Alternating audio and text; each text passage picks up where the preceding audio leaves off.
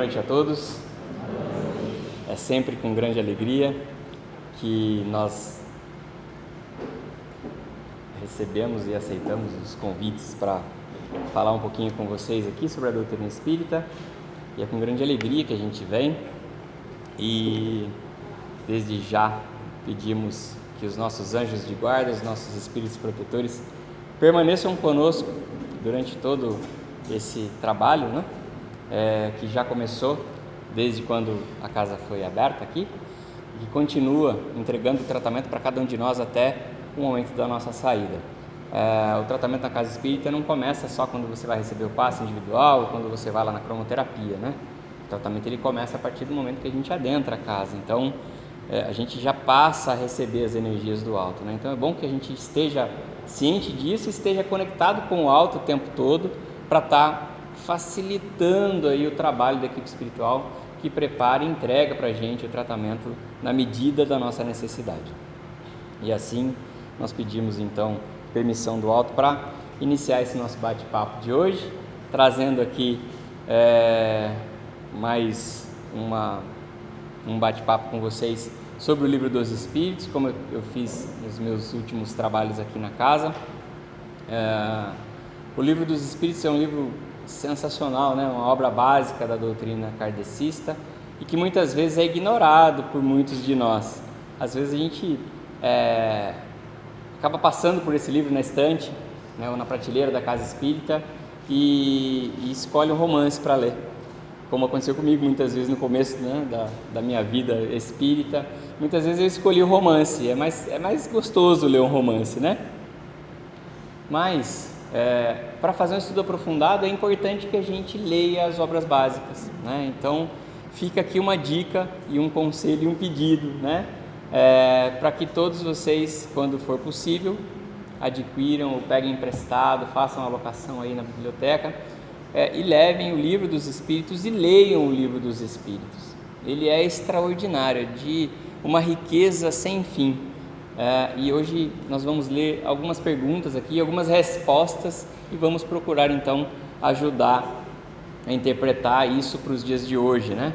Pedimos então que o alto mantenha sempre a doutrina em primeiro lugar e os nossos entendimentos pessoais em segundo plano, né? Para que então a mensagem fique o mais fiel possível.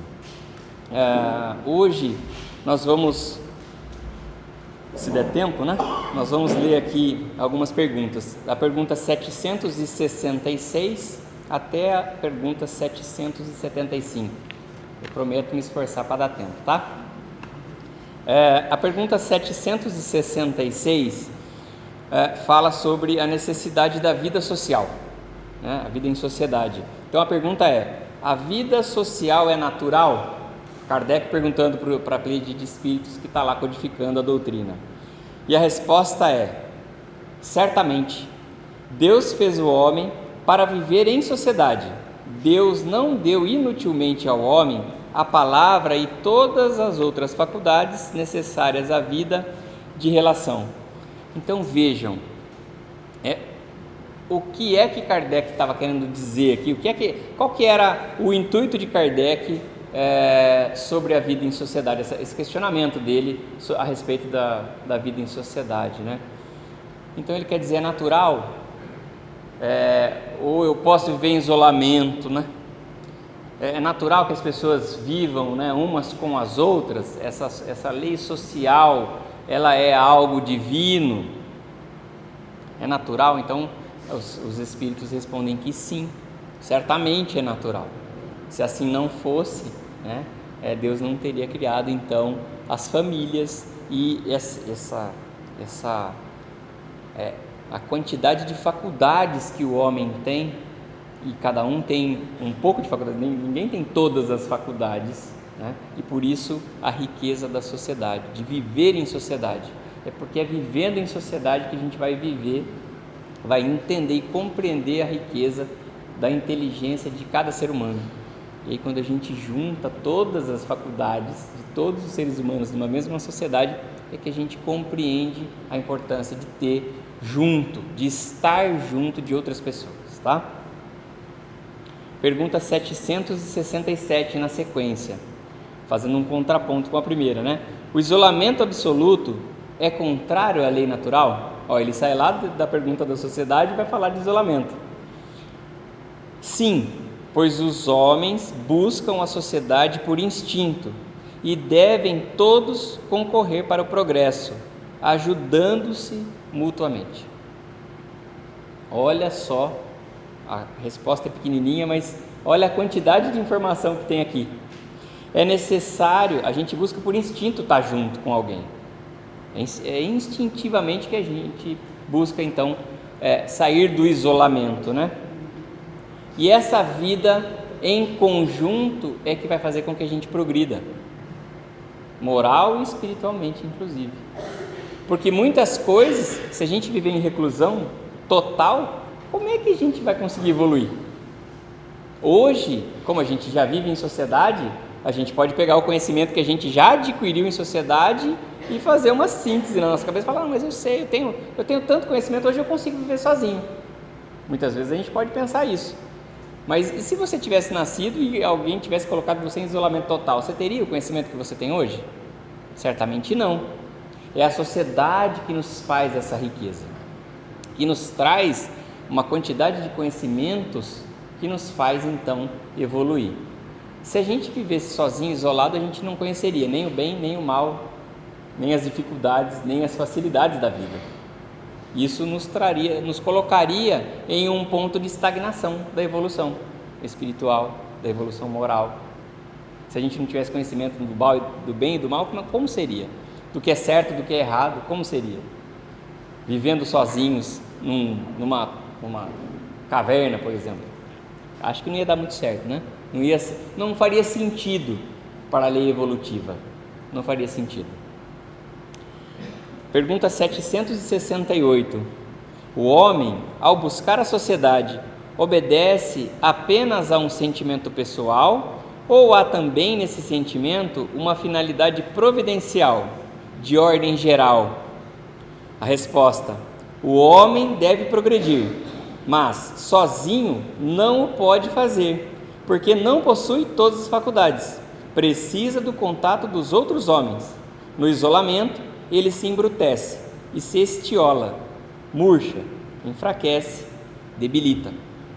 Então vejam que as perguntas elas vão se complementando, né?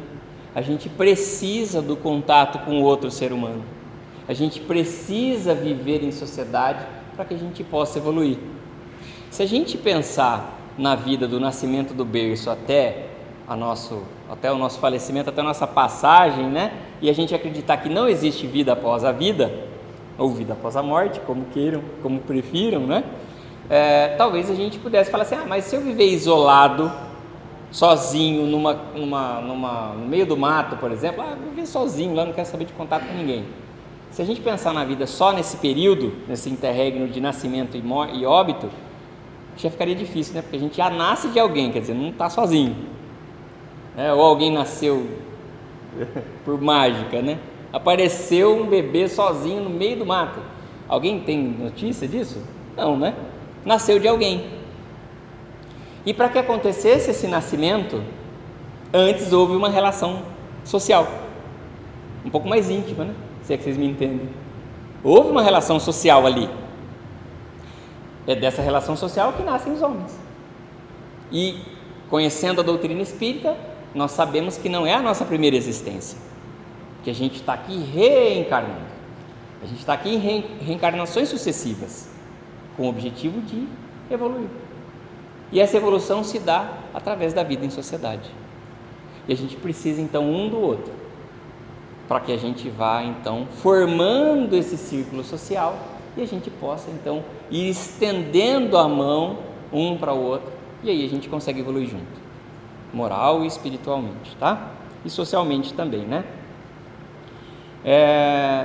E falando em vida social, a gente não pode deixar de trazer para a nossa atualidade. Hoje é quase que impensável a nossa atualidade, a nossa realidade sem as redes sociais, não é? O que são as redes sociais? São meios de comunicação de interação social das pessoas.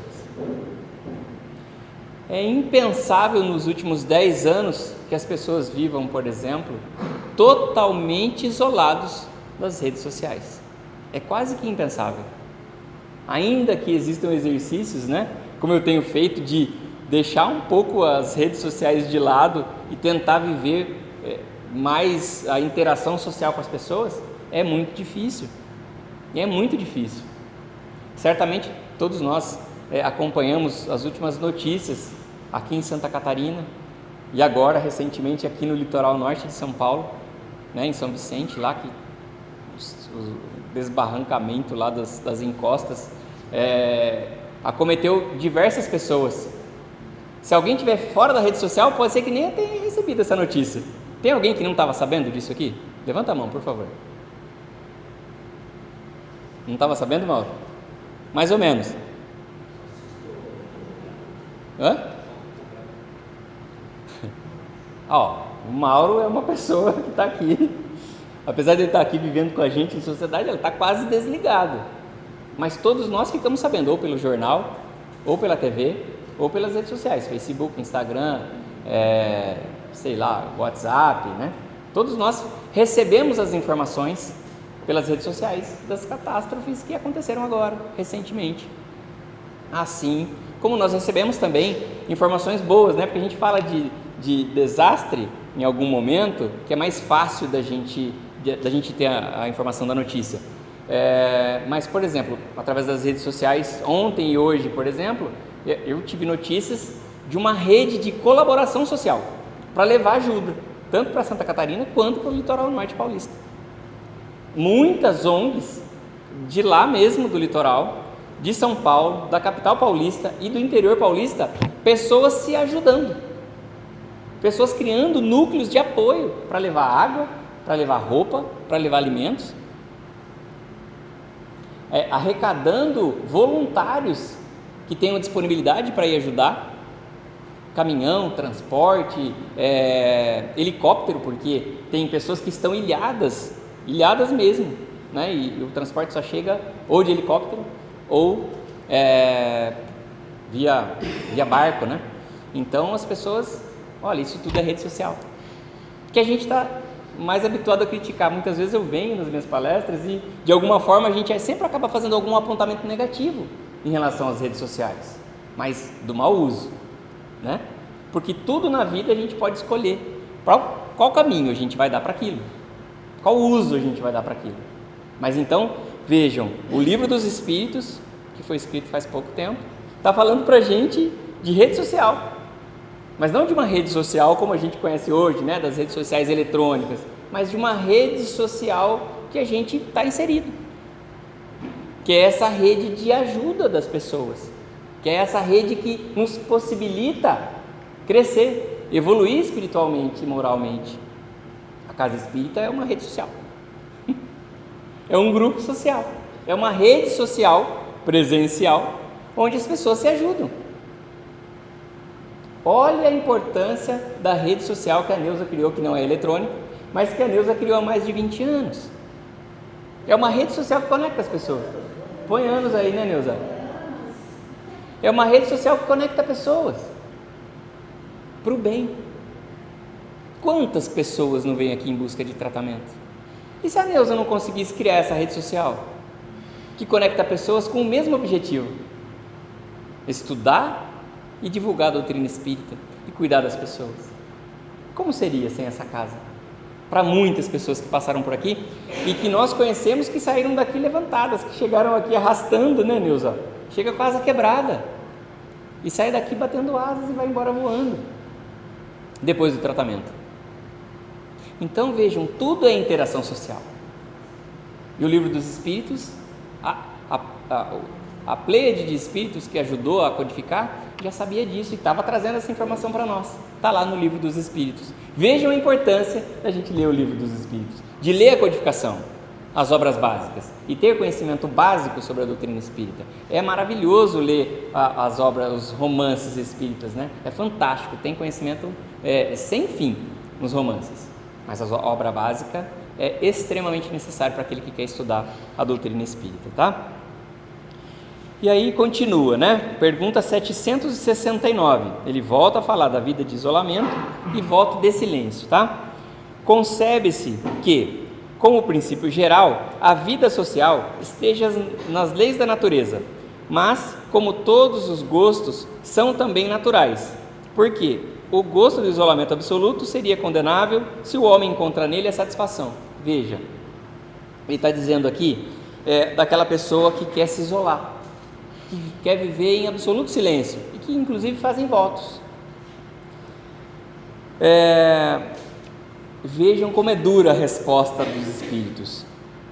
Satisfação egoísta daquele que vive em isolamento, daquele que faz o voto de silêncio.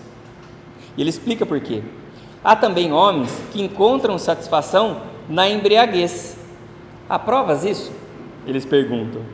Deus não pode considerar agradável uma vida em que o homem se condena a não ser útil a ninguém. Vejam, olha o que ele está explicando. Quando a gente resolve fazer um isolamento total ou fazer voto de silêncio, porque voto de silêncio, vocês sabem o que é voto de silêncio? A pessoa não fala com ninguém, a pessoa vai viver isolada, sem contato com o mundo. Imaginem vocês um voto de silêncio. Não é raro, tá? É mais comum do que vocês imaginem as pessoas fazerem voto de silêncio. E é voto de silêncio mesmo, a pessoa vai ficar isolada lá, não tem contato com ninguém, vive ela e ela mesma. Não tem contato, não fala mais com ninguém. Satisfação egoísta é a resposta primeira do Livro dos Espíritos. Satisfação egoísta. Porque o que acontece? Se ele não vive em sociedade e ele não vai conseguir ajudar ninguém, qual é o objetivo dele então na Terra? O isolamento pelo isolamento não faz sentido. Não faz sentido porque a gente foi feito para viver em sociedade. E se é em sociedade que a gente vai conseguir ajudar mutuamente uns aos outros, realmente não faz sentido a gente viver em silêncio e isolamento absoluto, tá? Pergunta 770. Que pensar dos homens que vivem em reclusão absoluta para fugirem ao contato pernicioso do mundo? Porque tem gente que acha assim, mas esse mundo está tão perverso, eu prefiro ficar sozinho. Vou viver no meio do mato, não quero mais saber de nada, nem de ninguém, vou ficar lá. Duplo egoísmo é a resposta, curta e grossa, a resposta dos espíritos. Duplo egoísmo. Não quer ter contato com o mundo que está cheio de problema? Você está correndo então? Você não pode estender a mão para ninguém desse mundo egoísta que está aí? Você tem certeza que você não pode de verdade mover uma palha para ajudar alguém que precisa? Será que não tem no mundo ninguém precisando de você? Será que a tua inserção no mundo material, nesse momento, não tinha um objetivo? E aí você pega o objetivo que Deus deu para você e enfia no isolamento e fica lá sozinho? Será que você vai estar dando o desígnio divino que a vida que você recebeu, a oportunidade de reencarnação que você recebeu, será que está fazendo sentido? Então, duplo egoísmo, eles qualificam, né? Pergunta 777A. Mas se esse retraimento tem por fim uma expiação com a imposição da penosa renúncia, não é meritório? Olha a pergunta. Ele se preocupou em saber se tivesse expiação, uma finalidade de expiação. Ele quer saber, é meritório ou não? Fazer maior bem do que o mal que se tenha feito. Essa é a melhor expiação. Então veja, você se retirar do meio social, 100%, viver isolado. O que eles estão dizendo? É melhor você continuar no meio social, acertando, errando, acertando, errando. Porque se você está acertando ainda, significa que quando você erra, você já vai identificar que alguma coisa está errada ali. E se você está na casa espírita, graças a Deus, né? Todos nós estamos aqui essa noite, é porque nós estamos em busca de melhora. Se você veio em busca de melhora e você identifica a tua falha, certamente na próxima vez que você se você fizer frente a uma situação parecida, você vai evitar de errar. Você vai acertar mais do que você erra. Tem mais mérito uma existência entre você acertar e errar do que você ficar isolado. Porque se você errou 5 vezes e acertou 10, foi melhor a tua encarnação. Melhor do que você ficar isolado e não acertar e nem errar nenhuma. Porque se você não acertar e não errar nada, você desperdiçou a sua reencarnação. Então é melhor você permanecer no meio social, acertando e errando, e estudando e buscando a melhora para você, do que você se isolar. Essa é a resposta deles, tá? Pois evitando um mal, o homem cai em outro quando ele se isola, tá? Pois esquece a lei do amor e da caridade. Que volta um pouquinho na minha resposta aqui, né? Se você tiver uma oportunidade de fazer o bem, se você estiver isolado, você não vai conseguir. Agora, você estando em sociedade, sempre que lhe aparecer a oportunidade de você fazer o bem, você pode estender a mão para alguém. Pode ser para um parente, pode ser para uma pessoa de fora, pode ser para um vizinho, pode ser na rua, pode ser numa rede social, pode ser na casa espírita, pode ser em qualquer lugar. Você vai, sempre que você estiver em sociedade, ter uma oportunidade de fazer o bem. Isolado vai ser muito difícil, quase que impossível. Isolado, talvez, se você estiver isolado na natureza, pode ser que você consiga fazer o bem para a natureza, para um animal, para um ser vivo, sei lá. Mas para outro ser humano vai ser impossível, né? Porque você não está vivendo em sociedade, tá? Pergunta 771. Que pensar dos que fogem do mundo para se devotarem ao amparo dos infelizes? Olha, outro tipo de recolhimento. A pessoa foge, entre aspas, do mundo, mas ela vai cuidar daqueles que são desvalidos, daqueles que são necessitados, tá? A resposta: estes se elevam ao se rebaixarem. Tem o duplo mérito de se colocarem acima dos prazeres materiais e de fazerem o bem pelo cumprimento da lei do trabalho. Então, aquele que deixa a sua vida, que deixa os seus gozos mundanos para cuidar daqueles que precisam, tem 2 vezes mérito. Então vejam, ele se retira de alguma maneira, de alguma sorte, do meio social. Ele não está preocupado em arrebanhar, por exemplo, o patrimônio material. Não está preocupado em quantas casas ele vai ter, quanto saldo bancário, se ele vai deixar alguma coisa para os herdeiros, eventualmente. Não está preocupado com nada disso. Ele está preocupado em socorrer os desvalidos. Esse tem duplo mérito, tá?